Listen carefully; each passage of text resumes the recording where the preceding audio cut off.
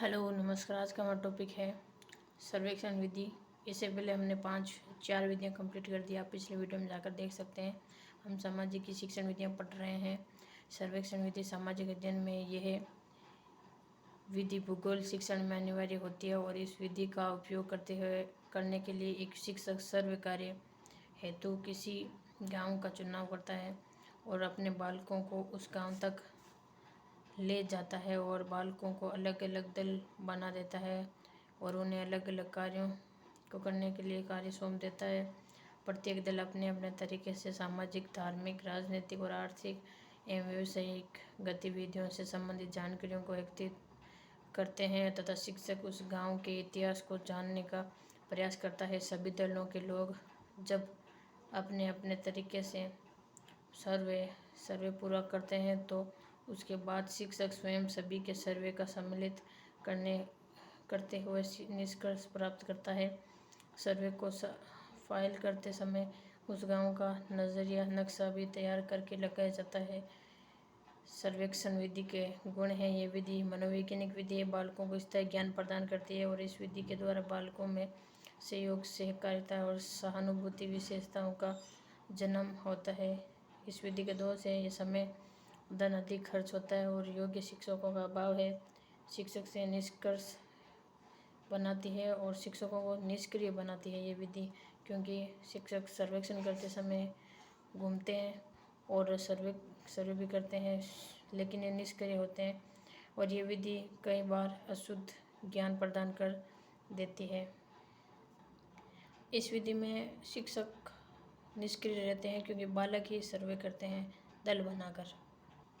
छठवीं विधि है पर्यटन भ्रमण विधि और इस विधि का उपयोग करने के लिए शिक्षक को किसी ऐतिहासिक, भौगोलिक या पारिस्थितिकी से संबंधित स्थान का चुनाव करना होता है।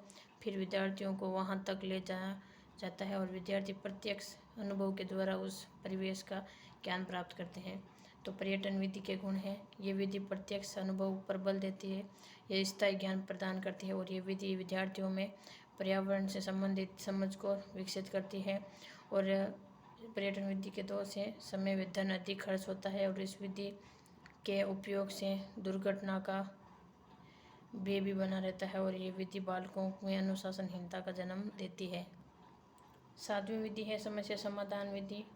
समस्या समाधान विधि का उपयोग करते समय बालक के सामने संपूर्ण समस्या को प्रस्तुत किया जाता है और उस समस्या पर बालक स्वयं प्रयास करता हुआ परिणामों तक पहुंचता है। और सामाजिक अध्ययन में इस विधि का उपयोग करते समय किसी बिंदु को याद करने के लिए, गृह कार्य करने के लिए या फिर किसी सामाजिक समस्या को समझने के लिए एक बालक को स्वतंत्र छोड़ दिया जाता है। अपने विवेक से कार्य करते हुए परिणामों को प्राप्त करता है बालक और उसमें निम्न सोपान हो सकते हैं: समस्या का प्रस्तुतिकरण, समस्या पर कार्य, समस्या का अवलोकन, लेखा जोखा व मूल्यांकन। और समस्या समाधान विधि के गुण हैं। ये विधि बालक में तर्क, चिंतन व कल्पनाशीलता का विकास करती है। ये वैज्ञानिक विधि है। इस विधि के द्वारा बालक में साहस एवं आत्मविश्वास की विशेषताओं का जन्म होता है। इस विधि के दोष हैं, ये विधि प्रारंभिक कक्षाओं के लिए उपयोगी नहीं है, कमजोर बालकों के लिए उपयोगी नहीं है, अनुपयोगी है, समय अधिक खर्च होता है और समय पर पाठ्यक्रम पूरा नहीं हो पाता है। आठवीं विधि है खोज विधि, ह्यूरिस्टिक विधि, अनुसंधान विधि, इन्वेस्टिगेशन या फिर आधुनिक विधि भी इसकी ये अन्य नाम है। इसके जनक है Henry Edward Armstrong, H.E. Armstrong. इस विधि के द्वारा शिक्षण कार्य करते समय एक बालक खोजी के रूप में होता है और स्वयं खोज अनुसंधान करता हुआ आगे बढ़ता है। जैसे मुगल और राजपूत शिक्षक का सवाल है और बालक खोजी का जवाब, भारत में मुगल साम्राज्य की नींव किसने डाली?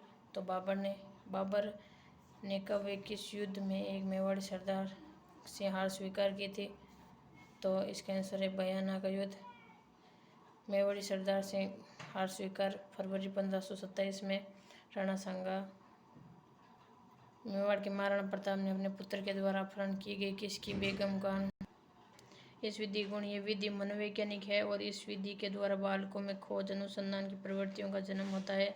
ये विधि बालक को किसी भी परिस्थिति का मुकाबला करना सिखाती है और इस विधि के द्वारा बालकों में चिंतन, मनन, आत्मविश्वास, विशेषताओं का बल मिलता है। 2 से समय अधिक होता है खर्च होता है और इसके लिए योग्य शिक्षकों का अभाव है। कमजोर बालकों के लिए अनुपयोगी है, प्रारंभिक कक्षाओं के लिए अनुपयोगी है।